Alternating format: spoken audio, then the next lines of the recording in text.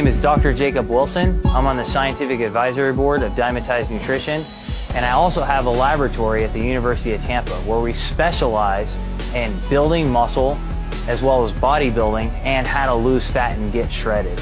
I'm a scientist, but God, man, I absolutely love bodybuilding. You know, I love lifting weights. So ever since I was probably 5 or 6, I knew I wanted to be a scientist, and I knew I wanted to be specialized in sport, to study how to get bigger, how to get shredded at the same time, basically the sport of bodybuilding itself. The thing about bodybuilding is this: it's such an interesting sport because basically to gain size and to be shredded at the same time, they don't mix, right? So this is, to me, it's fascinating. It's the ultimate dichotomy. You know, here we are today, and we have a bodybuilding laboratory at University of Tampa. We're doing work with Diamondized Nutrition, and as we speak, we're doing around 6 experiments on bodybuilding. We can look at muscle from the bone to the skin.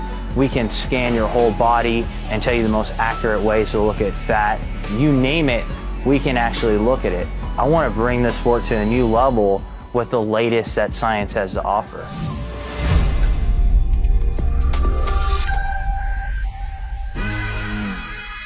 Basically, if you look at all the scientific literature out there, we've narrowed down how muscle grows to at least 3 to 4 different mechanisms. And the thing is, with training, everyone's like, oh, this is the best training method. Oh, this is the best training method. But that training method might only maximize one of those mechanisms. So what we want to do is hit each of these mechanisms, and what those are this. You know when guys go to the gym and they're like, oh, I'm going to get my swole on, right? Well, there's actually something to that. We call it the cell swelling theory. So when you train and you get a pump, kind of like Arnold talked about, he was right, it actually, your cells, your muscle cells themselves, sense that swelling as a threat. And they're basically saying, okay, I have to grow or die. So they restructure themselves and get larger. So you have to target, well, what are the methods to increase that? Short rest period lengths seem to increase that edema or that blood to the muscle. 8 to 12 repetitions, supersets, those are ideal. On top of that is recruiting or calling into play the larger muscle fibers. For those of you guys who know muscle fibers, you know we have our slow twitch muscle fibers, which are good for endurance, and then we have the large, fast twitch muscle fibers. Those are recruited with the heavier type of lifting, right? Like 6 to 8 repetitions, very heavy. And when you recruit them, they turn on protein synthesis and you grow. So that's the second thing. And then the third thing is mechanical trauma, like damage to the tissue. And where that occurs essentially is when you're lowering a weight and, again, heavy lifting. So basically what you want to do in your training is you want to periodize your training so that you're optimizing each of these mechanisms. And there's so many different techniques that you can use. One theory that I haven't talked about yet is called metabolic stress. Now everyone knows, you know, when you get that burning sensation when you're training. Well, that's acidity building up in the muscle. That's lactic acid building up in the muscle. What one of my friends, Dr. Gunderman, did was he took muscle cells and isolated them. He put lactic acid and basically they grew. So muscles actually grow. That burning sensation will actually make them grow. So for example, if you go to the gym and you rest like 5 minutes and you're talking about what you did on the weekend, that clears all out, that metabolic stress, so you won't grow. So bodybuilders traditionally will have, you know, they'll train with an 8 to 12 rep range and they're only resting like 60 seconds. Sometimes they're doing supersets and strip sets. So to build up metabolic stress and cell swelling, you're gonna have short rest periods. But let's say you want to optimize mechanical stress. That's going to be heavier lifting. And to do that, if you're lifting with short rest periods, you can't lift as heavy. So the mechanical stress is less. So during your heavy days, you should actually rest 3 to 5 minutes and realize that you're going to maximize the mechanical load. You're trying to lift as heavy as you can. Now that repetition range, it might still be, you know, 8 repetitions, 6 repetitions. So it's still in a higher repetition range. I'm not talking about powerlifting, but you're resting longer so that each time you lift, the weights are heavy. The biggest mistake I think people make in the gym is they underestimate what their capabilities actually are. So they limit themselves first mentally, and that leads to limiting themselves physically. So for example, everyone's always worried like, oh my God, you know, I'm gonna overtrain, so I can only train everything once a week. But studies are showing that the more frequent you train, the better your gains will be. So sometimes when you have an overload on the muscle every day, your performance is not going to be best. But you're beating the muscle up so much that it basically has no choice but to grow. So you're going to have to expose your muscles to a lot of stress. And there's new studies that are coming out by some of my colleagues in Finland and Norway, where they're showing really good weightlifters are gaining hypertrophy from going from 3 days a week to training to 6 days a week of training per body part. Now, I'm not saying that everyone should do that. That's an advanced technique. What I am saying is don't limit yourself. The human body can withstand a lot more you can think, so long as your nutrition and your sleep are in place.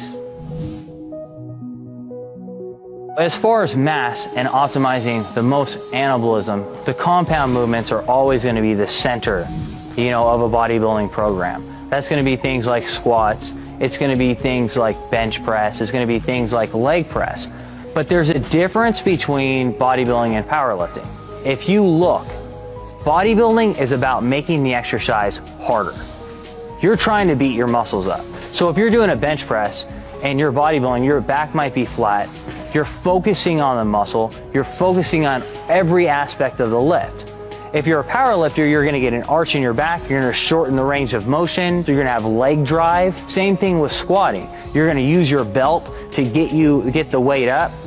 But in bodybuilding, you're focusing on destroying the muscle. So the compound movements are still critical, but your intent should be to focus on those muscles and to destroy them. It's a lot different in that sense. Now, once those compound movements are in place, bodybuilding is also a sport of symmetry.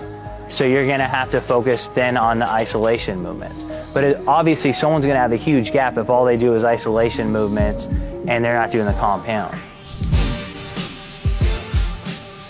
One of the things about bodybuilding is this. If you're going to shock the muscle to grow, we know we need change. Okay, so changing the exercise is actually absolutely one of the best ways you can do that. So using non-traditional lifting type of techniques absolutely can not only shock your muscles to grow, but also translate certainly into, functionality, in our normal society as well. So one of the dichotomies with bodybuilding is that you have to gain size and you gotta lose fat at the same time. So to gain size, you lift weights. To lose fat, you do cardio. And sometimes bodybuilders do 2 hours of cardio a day. But look at a marathon runner. I mean, is that something that a bodybuilder aspires to be? But clearly, what we found in our laboratory is that the longer you do cardio, the more muscle you lose. So basically, you're spending all this time in the off-season gaining muscle, and you're losing a lot of it with long duration cardio. So what our laboratory's done is try and figure out how to solve this problem. And one of the things that we've done is high-intensity interval training. When I say high-intensity interval training, I'm talking about 10 to 30 seconds of all-out, balls to the wall, kill yourself, nauseated sprinting. When I say 10 seconds, you should have nothing left at the end of that 10 seconds. When I say 30 seconds, you should feel like you're going to die. When you do that type of cardio, what happens is, what we found is essentially, literally, in 10 seconds time, you can deplete your muscle energy stores by like 15%. And that might take like 60 minutes with traditional cardio. What that does is it sends a massive signal to your body and says, oh my God, I have to increase my fat burning machinery. And when you do that, you're burning fat the rest of the day. So we've actually found that with 10 to 30 second all-out sprints, that you're actually losing more fat than with a long duration 30 to 60 minute cardio. And yet you actually maintain your size. In fact, we did a study in our lab where we compared low intensity cardio to high intensity cardio. Not only do they lose more fat, but they gain muscle in their quads. So the actual sprinting can be somewhat anabolic.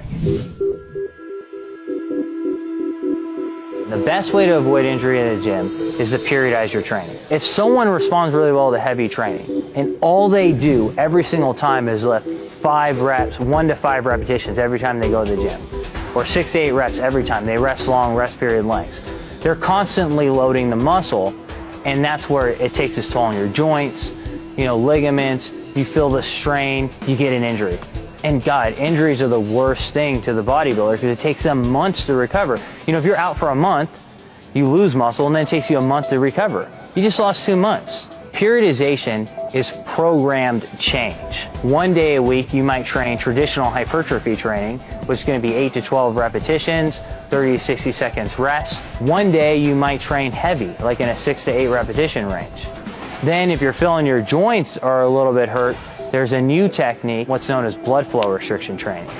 And this technique, what happens is if you restrict blood flow to a limb, you only have to lift at like 30 to 40% of your maximal weight, and you actually can grow.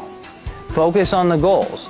So if you're trying to focus on conditioning and primarily muscle hypertrophy or growth, maybe 2 out of your 4 workouts are going to be traditional hypertrophy.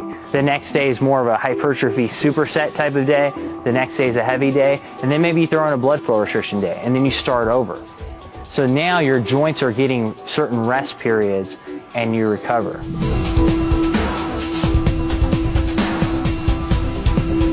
Basically, when you talk about training, with bodybuilding, it's like any other sport. You have to master your trade. Get everything you can out of every single lift. If you're doing a set of 12, every single rep should count. We know with studies, when people are focusing on the muscle, they activate more of it. So going through the motions is going to get you those types of results, right? So it's focusing, make everything count. Make every meal count, make your sleep count, make every repetition count, make every set count. Be meticulous. Write down how you felt in the gym. Write down what you think you're going to be and where you're going to be. And set goals that are attainable. What I want is this. There's so much misconceptions out there. There's so many myths out there. I want people to be educated. So for more videos and content like this, keep coming back to bodybuilding.com. I guarantee we're going to have the latest that science has to offer on this sport.